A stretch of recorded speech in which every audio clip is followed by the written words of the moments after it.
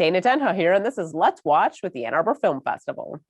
In a time when entertainment from the comfort of your own home is key, the Ann Arbor Film Festival has gathered renowned artists from all over the world for a virtual celebration of experimental art and cinema. Sholeh Asgary and Heather Kapplow met at the Flux Factory, a space to promote emerging artists. Soon they found themselves creating art together from across the country. And now you can experience their collaboration for yourself at the Ann Arbor Film Festival. Welcome.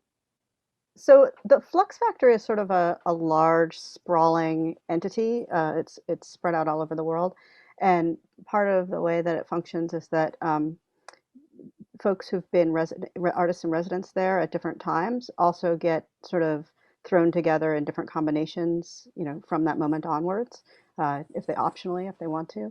And so Sholeh and I don't know when you were an artist in residence there, Sholeh, but I was there in 2013. And so quite a while ago. Yeah. And we were both part of a large group residency in Aarhus in Denmark in 2019. So that's where we met. Sholeh? Yeah, yes, everything Heather said about Flux Factory, I was there in 2018 / early months of 2019, and then returned to meet all the Fluxers, future, current, and past Fluxers in Aarhus, where we had a Flux special residency partnership with Flux Factory and Aarhus Art Museum in Denmark. And Heather and I were on part of this project called Meetings, and it was a really unique and wonderful residency, or sort of it was a festival, and it was a performance and video art festival organized by 2 artist curators in Denmark. And over there, Heather and I and 3 other Fluxers, we're creating a program. So we were each one part of this larger performance piece that incorporated the 5 senses. And from then on, Heather and I were talking about what if we could continue something, an offshoot, not exactly that, but a completely different offshoot from this together. Heather living in Boston and I'm living in California. And we were joking around and playing around of how can we explore something that's nonverbal while living on 2 different coasts, and even ideas of like, what if we were to just organize an exhibition or create a piece but never communicate with words through these meetings. And when the pandemic hit, we realized we had no option but to organize something together, to continue creating together remotely. And we also, I think, kind of realized in a different way that we also don't really have adequate words or vocabulary to even communicate our present experiences together. And this led into everything we've been doing now. Yeah, so the Zoom thing sort of happened when the pandemic happened. Is that what you were saying? Yeah, I mean, before that, we had been talking about doing some kind of Zoom or Skype. Like, we were like, what would happen if we just had a regular meeting where we met with each other but didn't use language at all? Like video teleconferencing, and then we just like got too busy and didn't do it. We just planned for it but never did it, and then boom, the pandemic hit, and that's what was happening anyway. So that's so interesting that you guys were sort of on that track prior, because now it's like, how do we live without Zoom and Skype? Like, that's the way you communicate with most of the people nowadays. Right. And that's a lot of what this is. Yeah, go ahead. So Heather, tell me a little bit about you as an artist before the Flux Factory. Where did you go to school? How did you end up being sort of this conceptual artist? And a lot of the stuff you do is very participatory. You want people involved. Yeah, I mean, I was not trained formally in art. I was not trained formally in art. I was not trained formally in art. I have a background in like my master's degree is in anthropology. So a lot of what I'm thinking about is sort of how you immerse yourself or have an experience that's different than your own, by immersing yourself in someone else's perspective, which is what a lot of anthropology has been. I mean, there's a lot of problems with anthropology, but that's the basic practice, is you immerse yourself in a completely different community and try to understand it from being within it instead of imposing yourself outside of it. And I just wasn't really interested in going into an academic realm. So I started experimenting with how I could apply those ideas in kind of building experiences for people to put themselves inside of and think about a problem that maybe I couldn't solve myself by having other people try to solve it by being in that context. It's pretty abstract, I guess, but Yeah, but you're basically sending people out into the wild almost and these experiences in Boston, right? It's like almost like a scavenger hunt of sorts. I do things like that. And then I also do a lot of work that's all over the world where I sort of interview people and gather data and then convert that data into other forms so people can think about what other people have experienced by like physically holding something or like wrapping themselves in it or listening to it, with against their ear. So there's a lot of kind of embodiment, I think, in what I'm doing. So Yeah, I mean, when I was reading more and more about the work that you guys are both creating, it's a lot about that experience of it all. You mentioned that experience, and it's like the way I almost thought it is like you showing me a lemon and me being like, "That's a lemon," and you're like, "Let me tell you a little story about this," and like sort of changing my view about what a lemon could be and how you could use a lemon. So Sholeh, Sholeh, why don't you tell us a little bit about your artwork before meeting up with Heather? Yeah, so I was formally trained as an artist, but it's funny. I think that the experiences that I had in both undergrad and grad school in fine arts are very different from the work that I've been making afterwards. So I think it took just some time to shed some of those things. I think at the time, some of the, when I had gone to school, I think some of the languages and the distinctions between disciplines just weren't really, I think I had a hard time kind of putting myself in one of those boxes or those categories. And I think just it's not where it is today. I think it's a lot more fluid in terms of the sort of distinctions in the fields of art as an artist today. So yeah, I think a lot of the work that I've been making for a while now, I work a lot, I create installations. So I work with sound a lot. I create installations and objects, and I also create a lot of audience participatory scores and workshops. And I have a particular interest in liminal spaces that are experienced by the viewer. And this could be the viewer or the participant in any way. So in some of my larger, immersive, and during this time challenging to create pieces, they tend to be usually some kind of environment informed by sound in which the viewer enters. So in a way, the viewer, I'll just sort of explain one of my pieces. I have like this one piece called Ab, which means water in Farsi, and it's two giant televisions.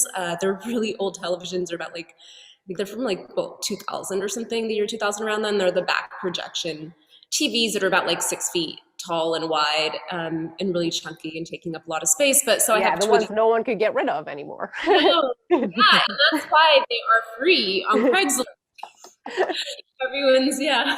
So so I have, yeah, so in this piece I've created a score, like a composition using a program called Super Collider, and the composition is based, each sort of TV has its own composition or formula, and it's based on the measurements of my room and the measurements of my grandmother's room, who's in Iran. And anyhow, so it's a kind of a sonic composition, and they are both sort of chanting to each other, and the screens are facing each other. There's a sort of third space created between them, and the viewer can't ever quite fully enter it, but you can try, and you kind of walk around it. So you're kind of witness to it, and you're within it, and you don't necessarily understand what language it is, but you understand something about it.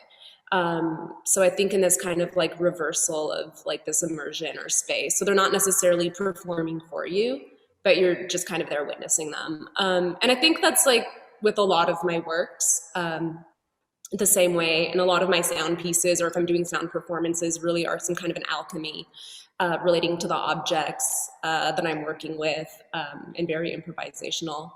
And so a lot of the audience participatory scores and workshops that I have are also exploring these liminal spaces and thinking about liminal spaces not necessarily as these like in-between spaces, but these really expansive, large spaces that that embody or we embody around us. So really shifting to not look at it as something that's like, you know, wedged between two things, but more of it's the larger thing that fills between everything. And I think that, yeah, and I think that like this crossover is, I think this is where Heather and I like really cross over too with some of these. And I think just our interest in experimentation and experimentation and like just seeing what happens.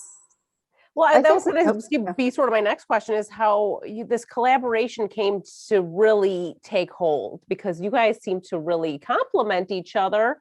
And do you see each other influencing your work? You know, does Heather influence you, and do you influence Heather? I was thinking that one of the things that we're both really interested in, I think, and maybe we approach it from different places, but is this notion of keeping meaning open as long as possible and not letting it close.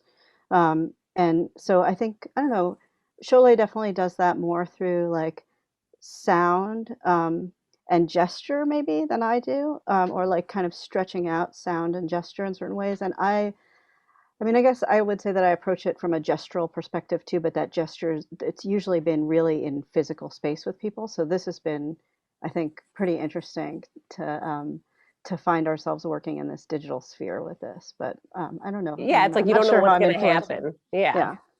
I really like what you said, yeah, Heather, about stretching that sort of meaning and keeping it open as long as possible. I think that really nails it. Yeah.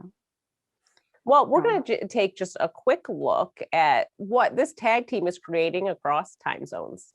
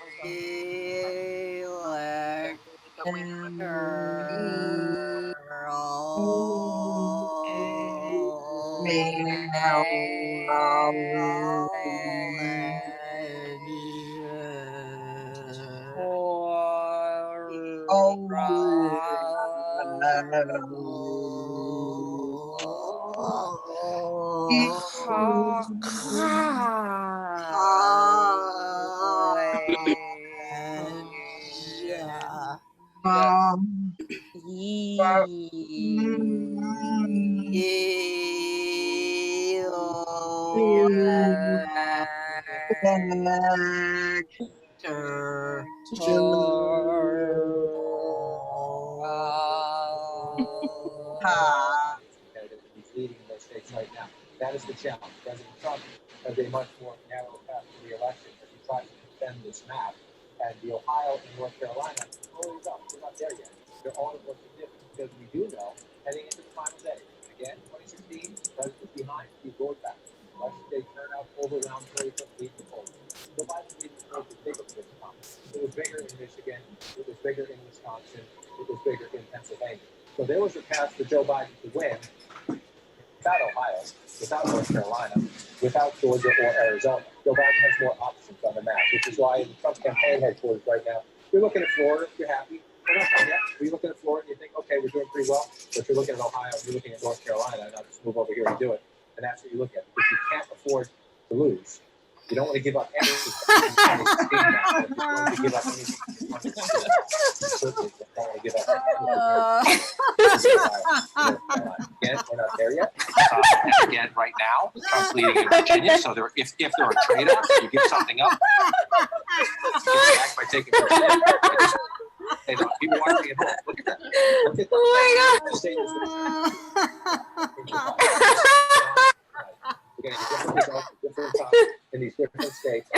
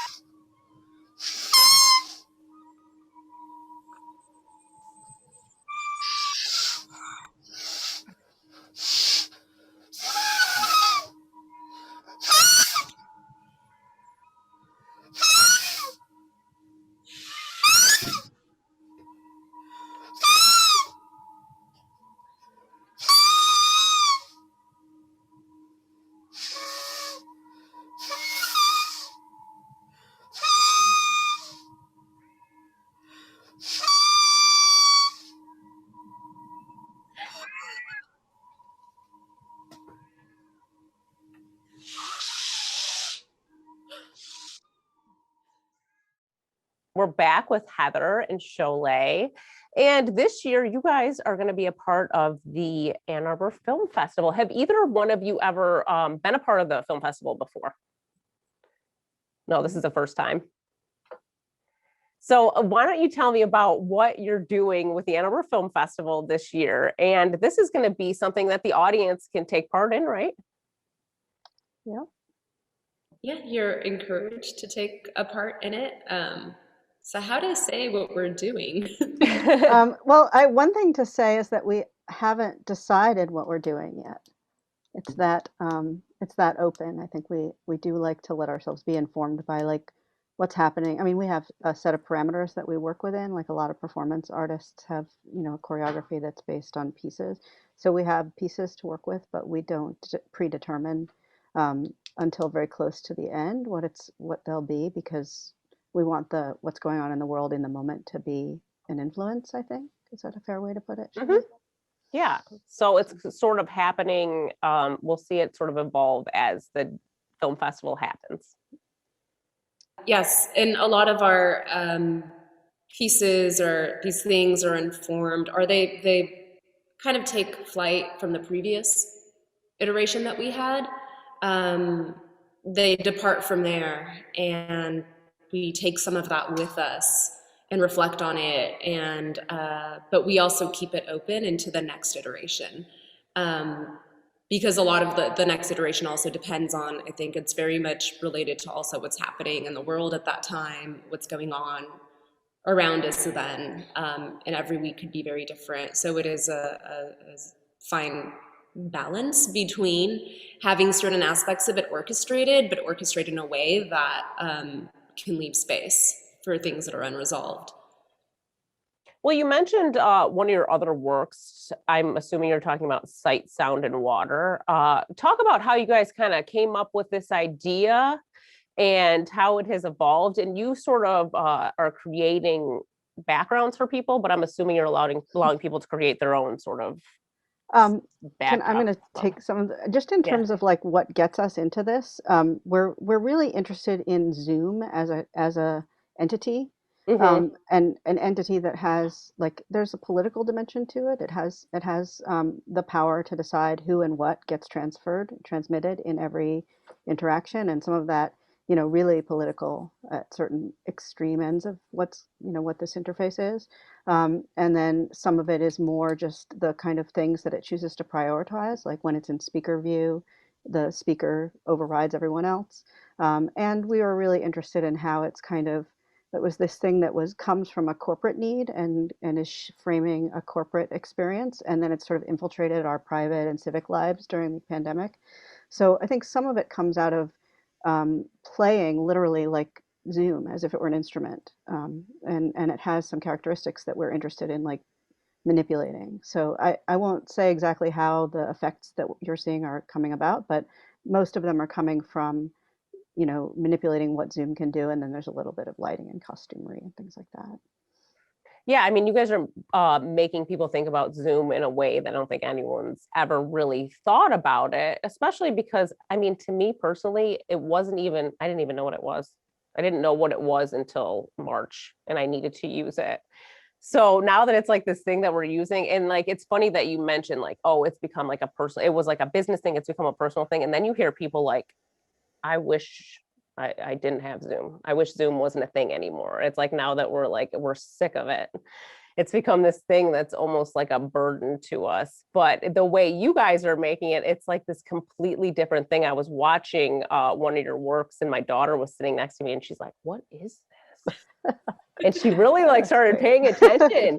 And it was like a lot of it is like that sound work that's going in there too that really drew her in, and that she wasn't even by me at first. She would like listen to that sound and then she's like, I gotta see what's going on over here.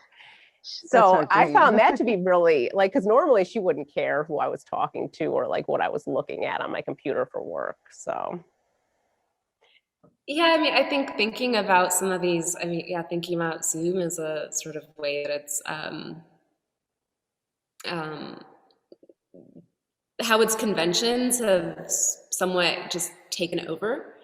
And I think that thinking about how Zoom has become, there are a lot of platforms to use, but even if we think about any kind of like technology, like mediated platform, there are certain conventions and built-in aspects to it. But Zoom has become such the dominant, the platform of the year, of this sort of era.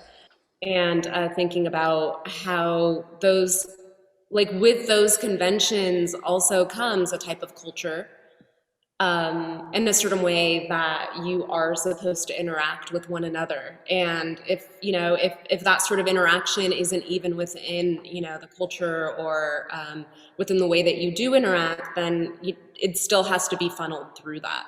So it still gets fed through those channels. And just thinking about these things, you know, the sort of over animation, right? Like having over animation to say like, yes, like I got that, or smiling, like really exaggerated, or nodding, or taking turn, you know, like all of these things. And it doesn't really have space for the way that we would normally interact. It doesn't have space for all of the stuff that occurs like between words, for all of the overlaps. I think just really thinking about this and almost thinking about, in a way, like unperforming Zoom by trying to somehow make this visible or by breaking it in that way. And of course, Zoom also, I think, and Zoom is the sort of like the platform that's happening now. I think if it were a different dominant platform, we would be working with that instead. But I think that also as Zoom updates and their policies change, and you know, there have so many like controversial like issues and problematic issues that have come up with Zoom, or yeah, even they're sort of, they have all these new features. So I think with that, then also we end up changing the way that we interact too. I mean, I think this time of during this pandemic and this whole Zoom thing is going to change the way we interact from now on anyways. Like I, for instance, could foresee business meetings being on Zoom all the time. You know, and those, and I think the one bright spot you get to it is maybe that you can connect easier to Heather, someone across the country. But yeah, I mean, it's that thing of, it's like this whole other entity in itself, and you don't know what's going on that other end, in that other person's room, and what is really happening. Can you talk about the participatory part? What can people expect? Are you giving them like a script, or, you know, like just the regular sort of Ann Arbor Film Festival viewer, if they want to take part in what you're doing for the 2021 festival? Is there, what are you providing for people so they can take part? Sure. I also did want to mention really quick that also the sort of, yes, like everything that you were saying beforehand, but also with Zoom, I mean, it is a corporate tool, and it's a corporate tool that has also censored a lot of things. That has censored, for example, like any event, you know, relating to Layla Khaled, for Palestinian rights, and that these sort of that these ways that we interact through these platforms extend beyond just our bedrooms that we're calling in from, and that and likewise that those policies, those larger policies, so are then now brought also into our homes and into our bedrooms through this platform. But yeah, what can we expect for the next?